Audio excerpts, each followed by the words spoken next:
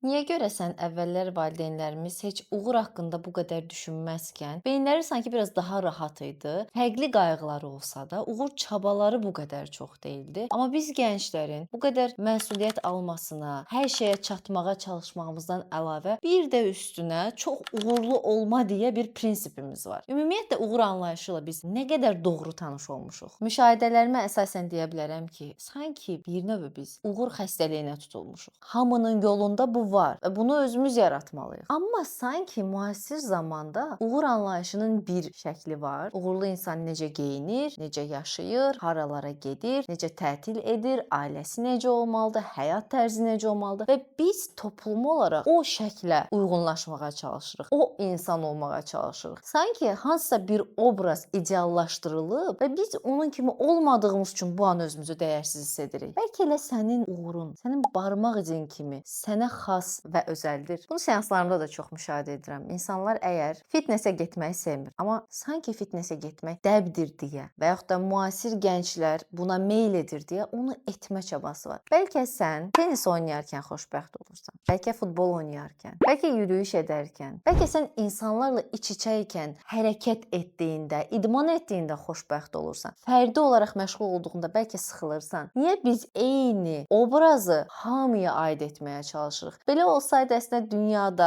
Allah bu qədər fərqli insanlar, irqlər, dinlər, görünüşü fərqli olan insanlar yaratmazdı. Yəni dünyadakı fərqlilik əslində bizim unikallığımız deməkdir. O zaman uğurun da bir unikallıq anlayışı varmı? Yoxsa uğur elə bir rəsmdir və o hamıya aid olmalıdır? Müasir gənclərin mən də daxil olmaqla ən böyük avantaj kimi görsən, dezavantajı, dünya görüşümüzün və fürsətlərimizin çox olması ilə yanaşı, uğurun sadəcə bir şəkil kimi görsənməsidir. Hansısa rəssam bir rəsm çəkdikdən sonra bir insanın gəlib onun rəsminə baxarkən təbəssüm etməsi o rəssamın uğuru ola bilməzmi? Hansısa xanım mətbəxində çox dadlı bir yemək bişirərkən, ailəsi o yeməyi yeyərkən xoşbəxt olduğu zaman uğur hiss edə bilməzmi? Hansısa bir proqramist yaratdığı bir proqramla ünsiyyət qurub onu başqalarına göstərmir deyə uğurlu sayıla bilməzmi? Uğurun rəsmi sizcə bu qədər dar və çərçivəlidirmi? Bəlkə bizlər onu yaratmalıyıq. Bəlkə mənim uğurum, mənim açdığım yol, cığır bir başqasınkına bənzəmir. Eyniləşməyə çalışmaq bizi öz unikallığımızdan uzaqlaşdırır. Bizi öz orijinallığımızdan uzaqlaşdırır. Halbuki hamının yaratma gücü var. Hamının yolu, dəsti xətti, arzuları, ümidləri, bacarıqları tamamilə fərqlidir.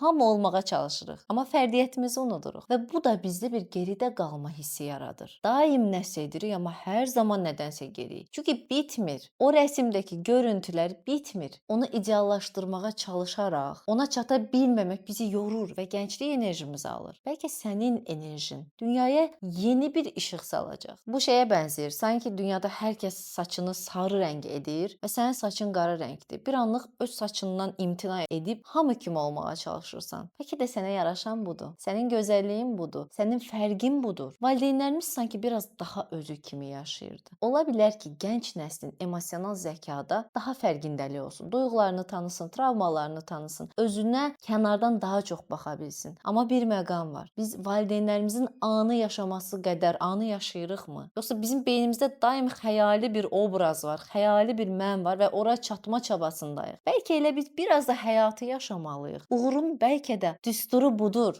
İnsan bəzən öz düşüncələri ilə özünü həbs edir. Amma inanın ki, o həbsxananın qapısının açarı elə düz yanımızdadır. Sadəcə ora baxmaq lazımdır. Sadəcə fərqli bir yerə baxmaq lazımdır. Zəncirin içində tutub qalmaq yerinə axtarmaq lazımdır. Çıxış yolu tapmaq lazımdır. Bizə verilən bu zəkanı düzgün istifadə etməliyik və ən çox da kimsə olma arzusu, sübut etmə çabası, uğurlu görsənmə çabası bizi özümüzdən uzaqlaşdırır. İnanın ki, öz maraqlarınızın arxasınca getsəz, orada dərinləşsəz, maariflənsəz, həyatınızda bu istiqamətdə bir irəliləyiş qət eləsəz, onsuz da uğur sizin arxanızca gələcək. Uğur arxasınca qaçılan bir şey deyil. Gedərkən sizin arxanızca gələn bir şeydir. Siz varsınız deyə uğur var. Siz sevdiyiniz işi edirsiniz, zəhmət çəkirsiniz, maraqlarınıza sahib çıxırsınız deyə uğur da mövcud olur. O yaradılmır, o zaten var. O sadəcə kəşf olunmalıdır. Amma sizə uyğun. Bir başqasının uğuru ilə özünüzü müqayisə etməyin. Ən uğurlu insan belə özünü başqa digər uğurlu insanla müqayisə edəndə əksik hiss edəcəyi bir şey tapa bilər. Çünki